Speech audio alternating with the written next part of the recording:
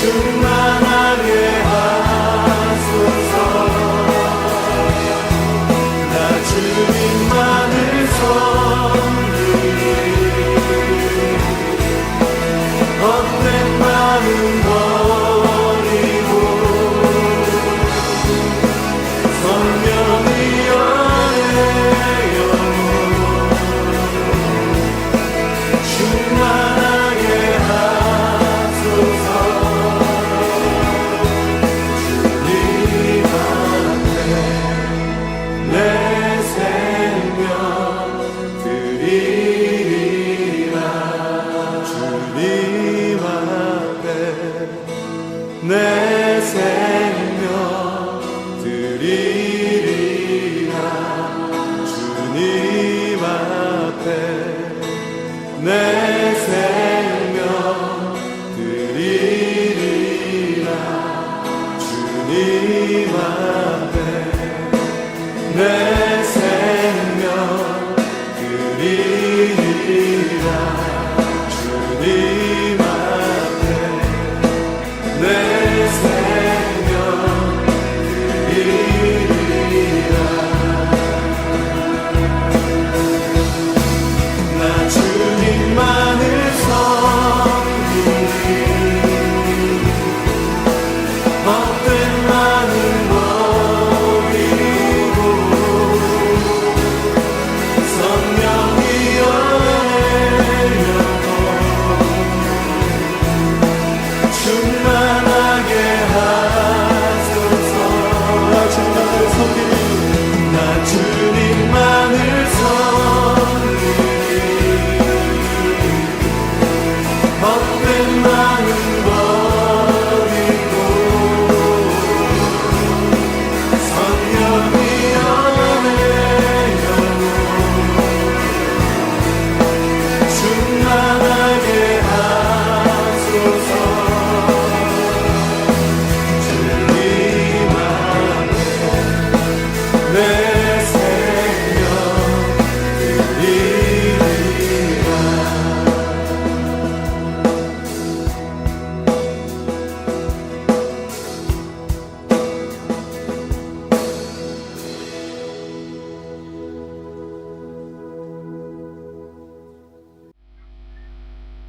사도신경 하심으로 사순절 두 번째 주일 예배를 하나님 앞에 드리겠습니다. 나는 전능하신 아버지 하나님 천지의 창조주를 믿습니다. 나는 그의 유일하신 아들 우리 주 예수 그리스도를 믿습니다. 그는 성령으로 잉태되어 동정녀 마리아에게서 나시고 본디오 빌라도에게 고난을 받아 십자가에 못 박혀 죽으시고 장사된 지 사흘 만에 죽은 자 가운데서 다시 살아나셨으며 하늘에 오르시어 전능하신 아버지 하나님 우편에 앉아 계시다가 거기로부터 살아있는 자와 죽은 자를 심판하러 오십니다. 나는 성령을 믿으며 거룩한 공교회와 성도의 교제와 죄를 용서받는 것과 몸의 부활과 영생을 믿습니다. 아멘. 찬송가 94장 하시겠습니다.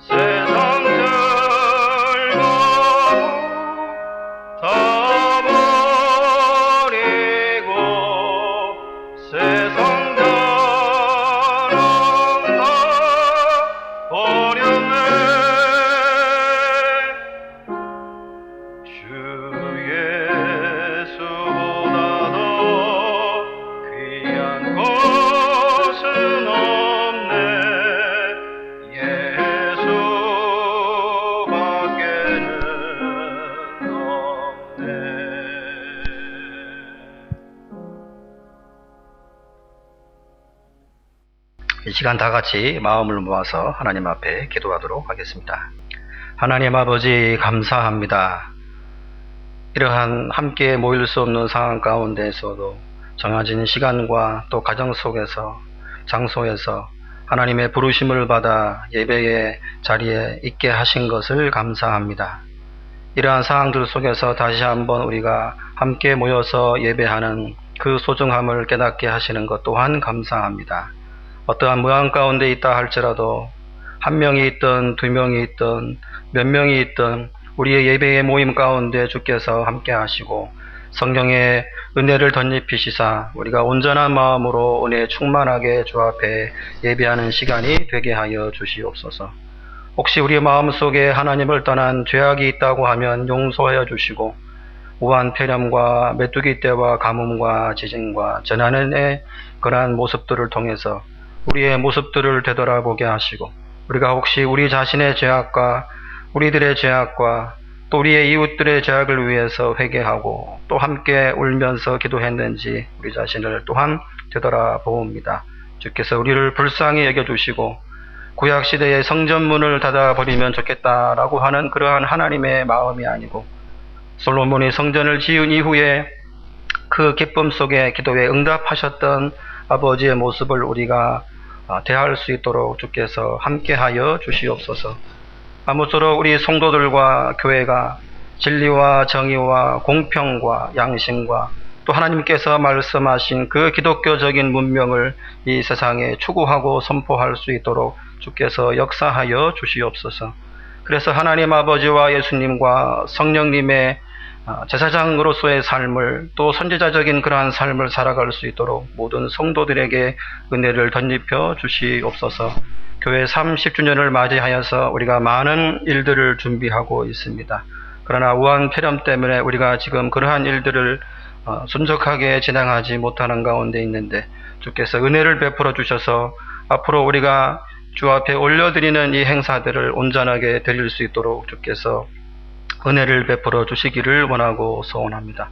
특별히 또 30주년을 맞이해서 피택 장로님과 피택 집사님과 피택 권사님을 우리가 선출하였습니다. 주께서 은혜를 베풀어 주시고 이 훈련의 과정들을 잘 마칠 수 있도록 도와주시고 또 9월의 안수를 통해서 장로님과 또 집사님과 권사님으로 임직될 때까지 그 과정들을 주께서 지키시고 함께하여 주시옵소서. 무엇보다도 우리가 영육 간에 고통받고 또 치유받고 회복되어야 될 성도들이 있음을 기억합니다. 그들의 질병을 치유하여 주시고 마음의 고통들을 덜어주시고 이번 예배를 통해서 우리의 영육이 회복되는 그러한 은혜로운 예배 시간 되게 하여 주시옵소서. 이 시간 또한 말씀을 전하시는 목사님과 듣는 성도님들에게 함께 하셔서 성령의 충만함과 성령의 열매가 삶 가운데 나타나게 하여 주시옵소서. 우리 예배를 받아 주시옵소서. 예수님의 이름으로 기도합니다. 아멘.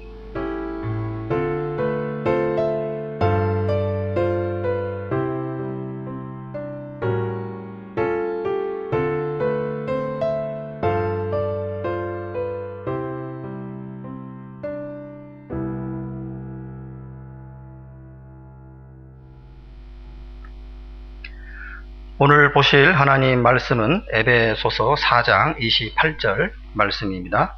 에베소서 4장 28절 한 절 말씀입니다. 우리 다 같이 함께 봉독하도록 하겠습니다. 도둑질하는 자는 다시 도둑질하지 말고 돌이켜 가난한 자에게 구제할 수 있도록 자기 손으로 수고하여 선한 일을 하라. 아멘. 변화와 성숙을 향하여 5번째 도둑질을 넘어 구제로라는 제목으로 목사님 나오셔서 말씀 전하시겠습니다. 오늘은 변화와 성숙을 향하여 5번째 시간입니다. 특별히 오늘의 주제는 도둑질입니다. 사순절 2번째 주일을 맞이하여 이 주제를 묵상하는 그런 기회가 되었으면 좋겠습니다. 여러분들 이 도둑질에 대한 이 문제는 인류가 시작되면서부터 있어 왔던 범죄입니다. 에덴 동산에서 하나님께서 금하셨던 선악과를 따먹었던 이 아담과 하와가 그 행한 그 범죄는 사실은 일종의 하나님의 것을 도둑질한 것이라고 볼 수가 있는 겁니다. 어느 시대나 도둑질을 하는 사람은 늘 차고 넘쳤던 것 같습니다. 교도소에 가보면 거의 대부분의 제목이 절도, 강도, 사기죄, 횡령죄 이런 것들입니다. 이런 제목은 직접적인 도둑질에 속하지만 그러나 조금만 한 걸음 더 나아가면은 부정직한 상횡이 통해서 부당한 이익을 취하는 것도 도둑질에 해당됩니다. 남의 명예와 이름을 도용하는 것도 도둑질에 해당됩니다.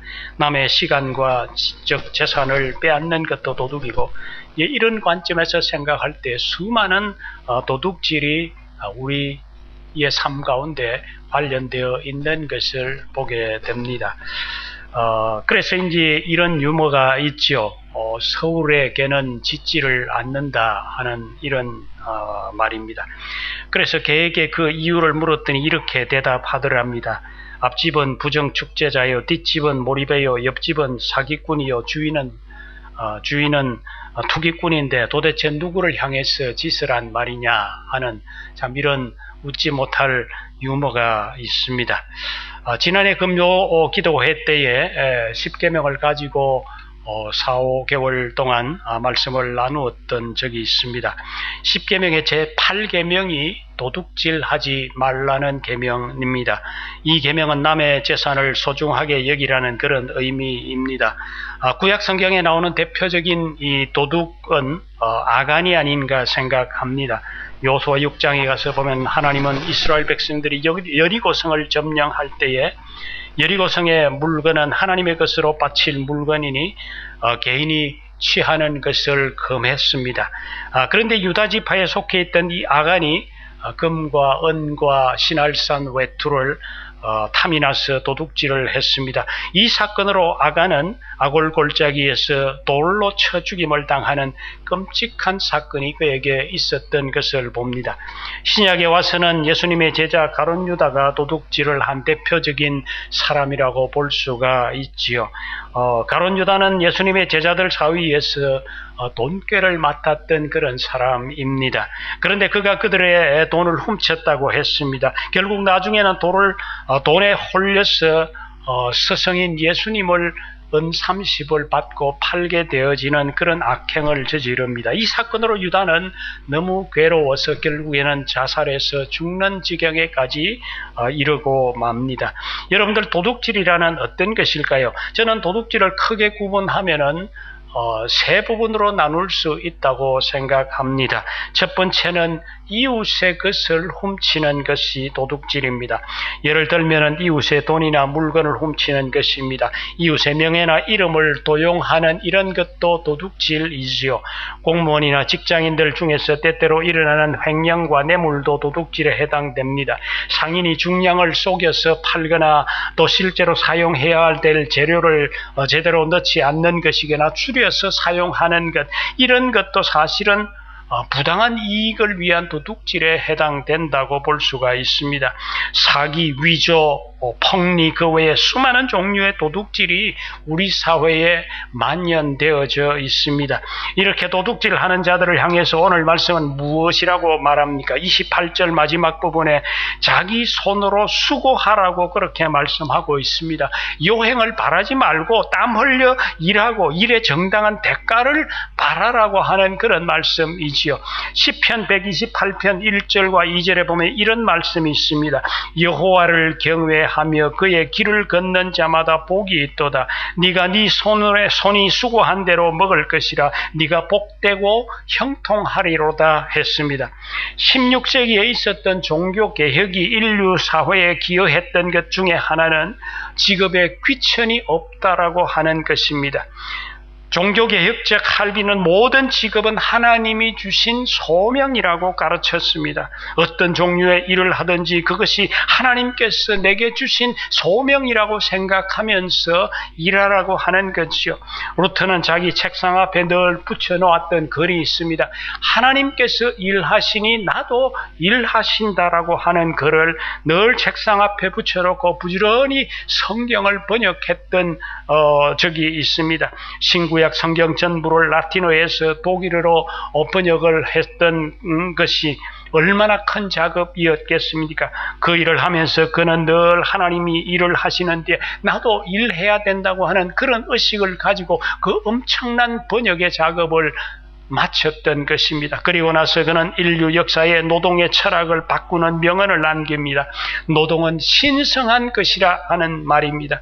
그때까지만 해도 그 당시 사람들은 땀 흘려 일하는 것은 가치 없는 일이고 천한 일이라고 생각했던 그런 시절이었습니다. 그런데 루터는 과감하게 그렇지 않다고 외친 거죠. 모든 노동은 하나님 앞에서 거룩한 일이라고 그런 노동 철학을 선포했던 것입니다. 그런 관점에서 볼 때 우리 그리스도인들은 모든 유형의 투기를 하지 않아야 한다고 생각합니다.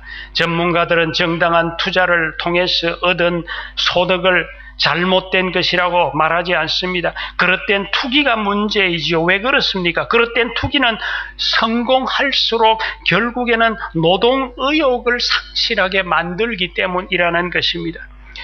두 번째, 성경은 하나님의 것을 도둑질하지 말라고 그렇게 합니다. 성경은 늘 강조하는 것이 우리에게 있는 모든 것이 하나님의 것이라고 하는 것입니다.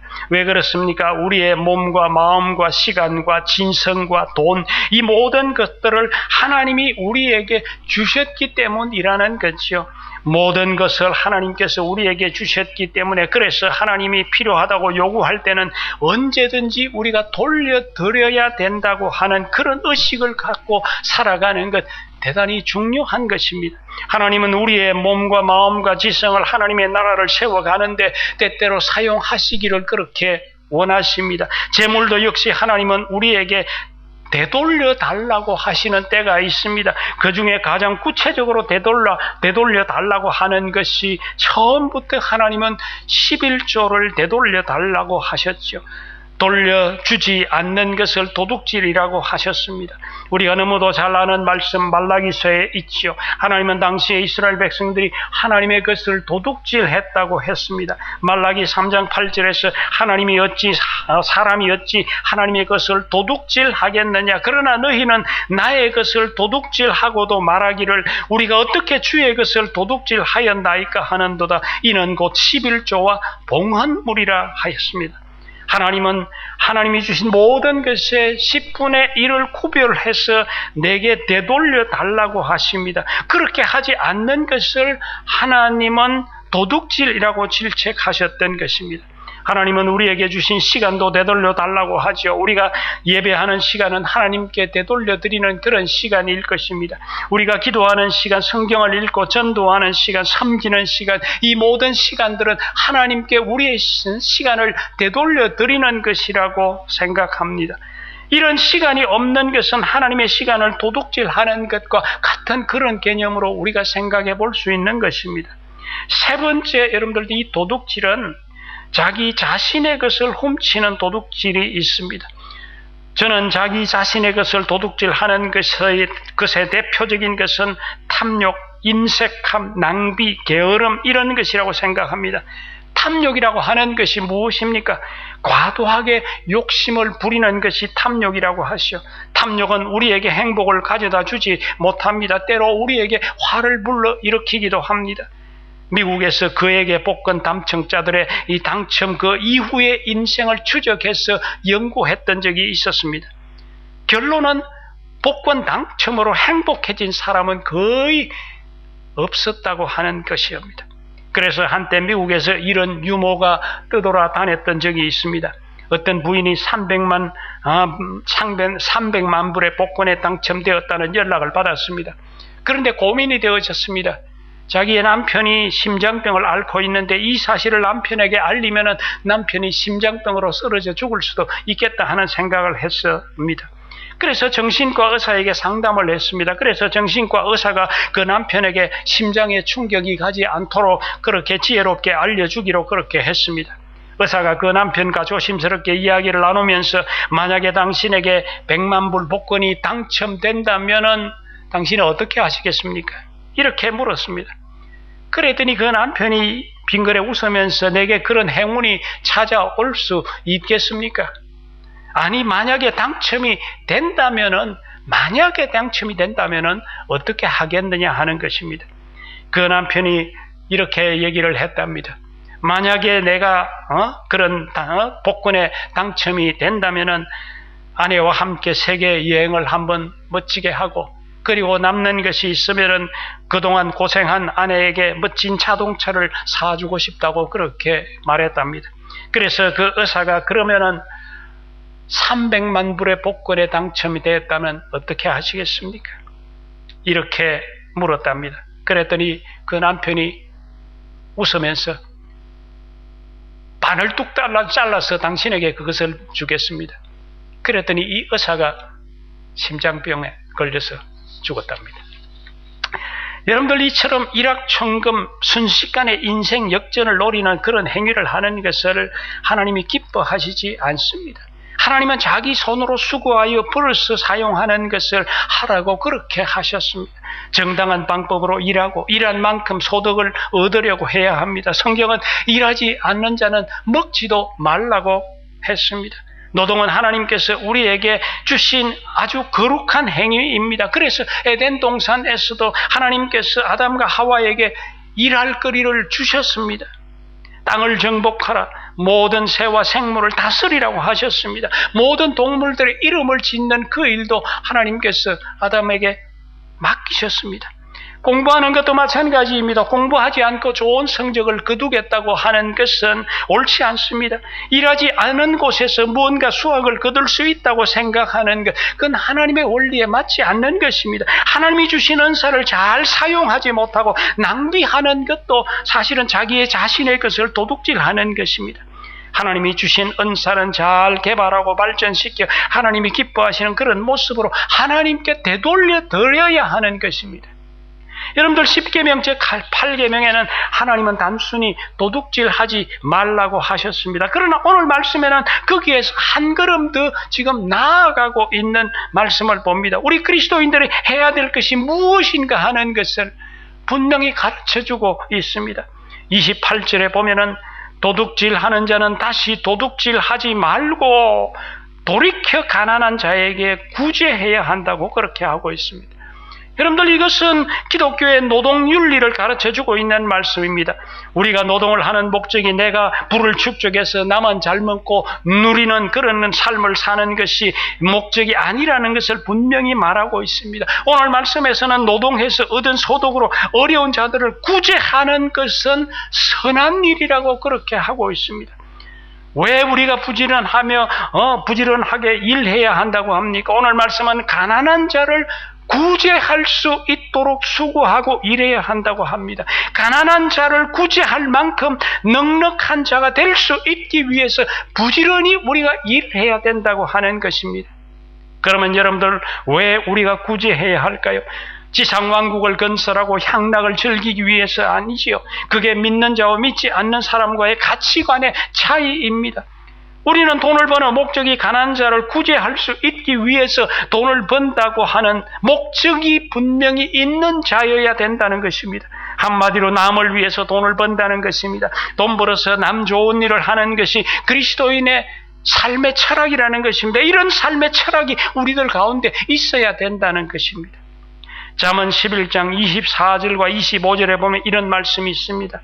허투 구제하여도 더욱 부하게 되는 일이 있나니 과도히 아껴도 가난하게 될 뿐 아니라 구제를 좋아하는 자는 풍족하여질 것이요 남을 윤택하게 하는 자는 자기도 윤택하여지리라 했습니다. 하나님 나라에 있는 신비한 원리입니다. 역설적인 진리입니다. 구제가 오히려 풍족한 삶과 윤택한 삶을 가져오는 것이라는 얘기입니다.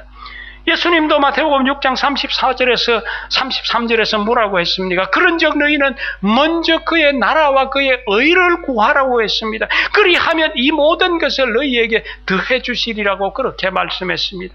사도행전 20장 32절에서는 주는 것이 받는 것보다 복이 있다고 했습니다. 누가복음 6장 38절에 가서는 예수님이 이렇게 말씀했습니다. 주라 그리하면 너희에게 줄 것이요 곧 후히 되어 누르고 흔들어 넘치게 하여 너희에게 안겨주리라. 너희가 헤아리는 그 헤아림으로 너희도 헤아림을 도로 받을 것이니라라고 했습니다. 때로 보면 풍성한 물질을 가지고 있으면서도 아주 인색한 인생을 사는 사람들이 때로 있습니다. 겨우 자기만 화려하게 살고 조금만 더 나아가서 자신의 자녀들에게 나누는 것에 국한되어져 있는 그런 모습의 삶을 살아가는 사람들이 때로 우리들 가운데 있습니다. 이런 이야기가 있습니다. 자수성가하여 부자가 된 한 그리스도인이 있었답니다. 아주 인색하게 그렇게 살아가다가 어느 날 폐암이 걸려서 그의 마음속에 어떤 깨달음이 조금 오더랍니다. 그래서 이제는 좀 누군가와 좀 나누면서 그렇게 살아야 되겠다고 생각하고 지나가는 장님에게 돈을 좀 주었습니다. 그리고 거지도 도왔습니다. 그에게는 3남매가 있었다고 합니다. 장남은 개인 병원을 운영하고 차남은 대기업의 차장이고 막내딸은 부잣집에 시집갔답니다. 자기가 죽고 나서 자녀들이 재산 다툼을 하지 않도록 유언장을 썼답니다. 장남에게는 30억쯤 나가는 상가 건물을 주고 차남에게는 15억쯤 나가는 아파트를 한 채 주고 막내딸에게는 5억가량 되는 금융자산을 주겠다고 유언장을 써놓았습니다. 그런데 하루 저녁은 잠을 자는데 꿈을 꾸었답니다. 꿈에서 자기가 죽었대요. 장례를 다 치루었는데 세 자녀가 재산 문제를 두고 서로 싸우더랍니다. 유언장의 형식이 잘못되었다는 것입니다. 내용만 써놓았지 날짜도 없고 주소도 없고 서명 날인도 없었다는 것입니다. 그래서 차남과 막내딸이 재산 상속 분배 청구 소송을 걸더라는 그런 어떤 것을 꿈을 꾸었습니다. 그리고 한편 자기는 꿈에 천국에 갔는데 천국 문 앞에서 심사를 받게 되었답니다.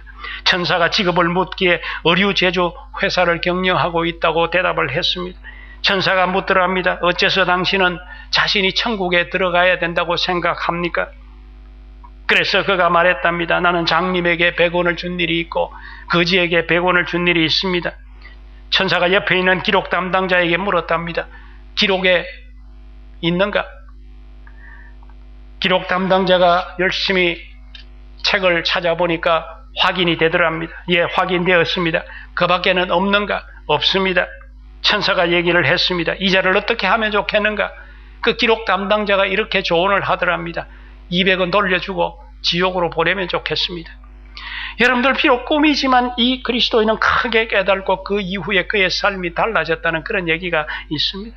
물론 여러분들 우리가 구원받는 것은 행위로 선한 행위로 구원받는 그런 것은 아니라는 것 우리가 다 알죠. 우리가 구원 얻는 것은 예수 그리스도를 믿는 그 믿음으로 구원 얻는다고 하는 것은 당연한 진리입니다. 그럼에도 불구하고 하나님은 끊임없이 우리에게 가난한 자들을 긍휼히 여기고 그들을 돌아보라고 그렇게 말씀하고 있는 것입니다. 하나님은 가난한 자들을 편애하는 것처럼 그들을 향해서 끊임없이 도와줄 것을 우리에게 명령하고 있는 것을 봅니다. 왜 그렇게 할까요? 우리로 하여금 하나님의 사랑을 받은 자로서 하나님의 그 사랑을 이제는 같은 땅 위에 살고 있는 사람들에게 그 하나님의 그 사랑을 나누라고 하는 거죠. 하나님의 그 성품을 닮아가라고 하는 이야기입니다. 그런 선한 구제 행위를 통해서 하나님의 마음을 배우라는 것이죠. 하나님을 닮아가라는 그런 어떤 의미입니다. 말씀을 마무리하겠습니다. 홀터 여사를 다 아십니까? 우리 모두 다 아시죠? 우리나라의 홀터 아동복지회를 설립했던 그런 사람입니다. 그 홀터 아동복지회를 설립해서 20만 명의 고아들에게 새로운 부모를 만날 수 있도록 입양을 시켜주었던 그런 사람으로 유명합니다. 사실 이 여인은 평범한 농부의 아내였습니다. 그러다가 열심히 일을 해서 목재 사업을 시작을 조그만하게 했는데 그것이 큰 돈을 벌게 되어지는 계기가 되었답니다. 그러다가 우리나라에 6.25가 나고 전쟁을 통해서 수많은 고아들이 생겨나고 또 당시에 미군들이 들어와서 한국 여인들과 살다가 혼혈 아이들의 삶을 닮은 기록 영화를 그가 보게 되면서 너무 안타까워서 이 부분은 이 고아들을 입양을 하여서 그들을 좀 돌보기로 그렇게 결심을 합니다. 처음에는 단순히 아이들을 입양해 키우는 것으로 시작을 했습니다.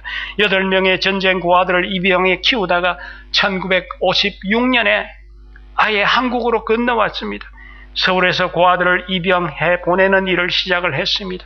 홀트 아동복지회를 설립해 활동했습니다. 한 10년쯤 후에 남편이 먼저 죽었습니다. 경기도 일산에 묻었습니다. 계속해서 그 아들을 혼자 돌보는 것이 쉬운 일이 아니었지만은 그녀는 그냥 혼자 앉아 있을 수가 없어서 자신의 온 재산을 다 쏟아부어 그 아들을 돌보기를 시작을 했습니다. 힘을 내어서 그녀는 살아있는 동안 20만 명의 이 그 아들에게 새로운 부모를 찾아주는 그 일을 해내었습니다. 그녀는 일평생 그 일을 하다가 96세에 죽고, 그리고 일산에 묻혀있는 남편 곁에 그도 죽었습니다. 여러분들, 그녀는 한 평범한 그리스도인입니다. 저는 홀트 여사의 일대기를 보면서 하나님의 사랑에 감격한 한 여인이 이렇게 엄청난 일을 해낼 수 있다고 하는 것을 생각을 했습니다. 그녀는 몸소 하나님의 예수 그리스도의 우리를 향한 십자가의 사랑을 삶으로 실천했던 그런 여인이었습니다. 사랑하는 성도님 여러분들, 현대화되면서 점점 양극화가 심화되어지고 있는 오늘의 삶을 우리가 살아가고 있습니다. 이런 때일수록 나눔이 무엇보다 절실한 때입니다. 찰스 핀이라고 하는 미국의 자선가는 이런 말을 했습니다. 돈은 매력적이기는 하지만은 그 누구도 한꺼번에 두 켤레의 신발을 신을 수는 없다고 했습니다.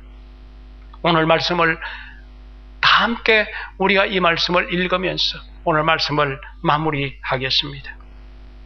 함께 읽어 보십시다. 도둑질을 하는 자는 다시 도둑질하지 말고 돌이켜 가난한 자에게 구제할 수 있도록 자기 손으로 수고하여 선한 일을 하라. 아멘. 기도하겠습니다. 감사하신 하나님 아버지, 오늘도 저희들에게 주신 이 말씀으로 인해서 참으로 감사를 드립니다. 우리를 이 땅 위에 보내시고 우리를 하여금 이 땅 위에서 그래도 참 먹을 것 주시고 입을 것 주시고 또 우리에게 필요한 것 날마다 채워주시는 하나님의 은혜를 진심으로 감사를 드립니다.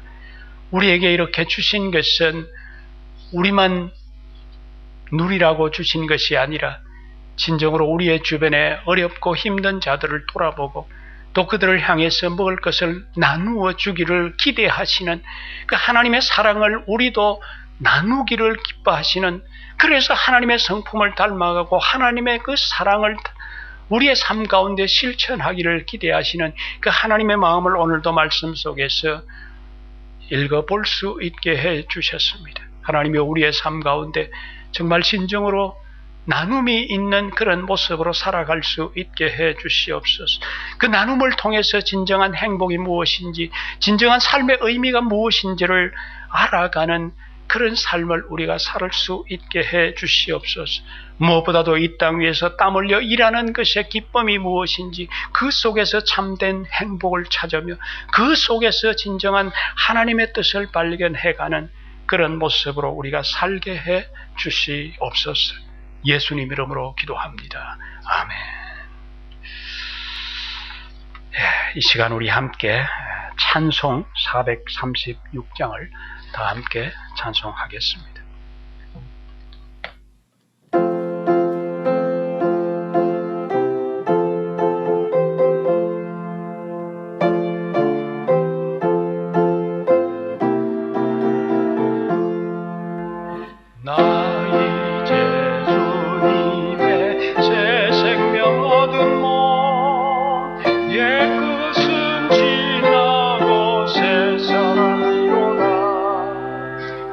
새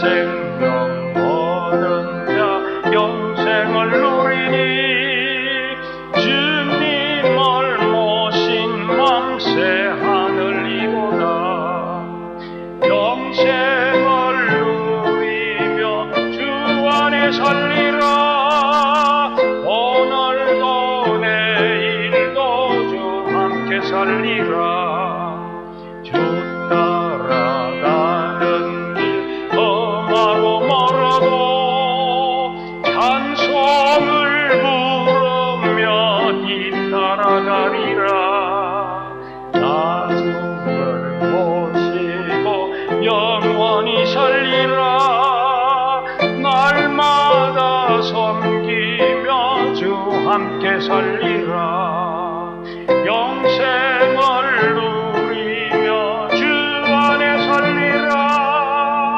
오늘도 내일도 주 함께 살리라. 3월의 공동기도를 함으로써 예배를 마치도록 하겠습니다. 다 함께 기도 시작합니다. 시작. 30주년을 맞이하는 올해의 표대로 변화와 성숙을 향하여 나아가기 위해 올해 실천사항 5가지를 잘 지켜 성숙한 신앙인의 모습으로 변화되게 하소서. 사순절을 맞이하여 우리의 죄를 용서하시고 구원하시기 위해서 자신을 내려놓으시고 십자가를 향하여 묵묵히 걸어가신 주님의 발자취를 따라 그리스도인다운 모습으로 이 땅에 살아가게 하소서. 우한 폐렴으로 고통받는 수많은 사람들에게 주님의 치유의 손이 함께 하기를 원하며 이 일로 인해 하나님의 능력 앞에 인간이 겸손해질 수 있는 계기가 되게 하소서. 아멘. 자, 다 함께 기도하겠습니다.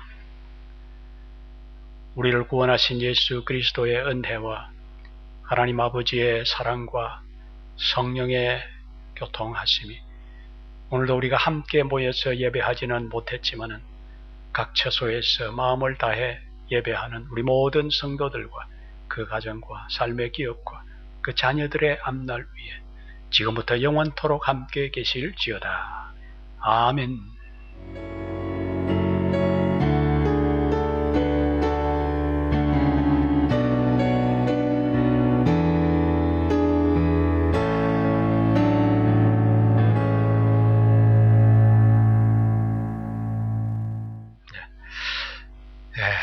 광고 말씀 드리도록 하겠습니다.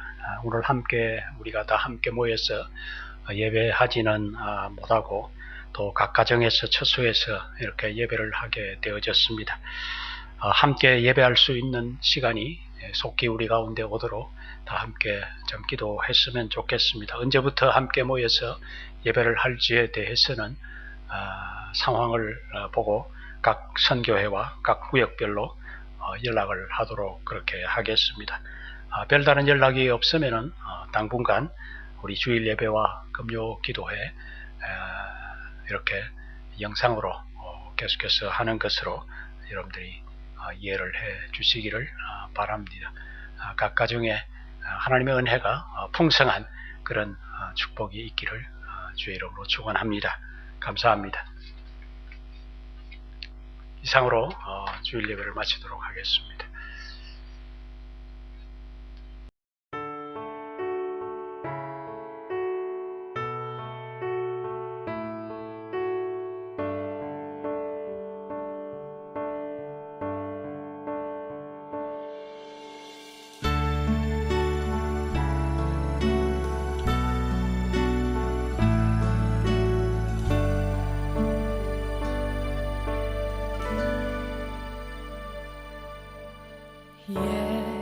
예수는 내 힘이요 나의 기쁨 내 참 소망 그 이름의 생명이 내 삶의 이유라 내가 사나 죽으나 그 이름을 위하여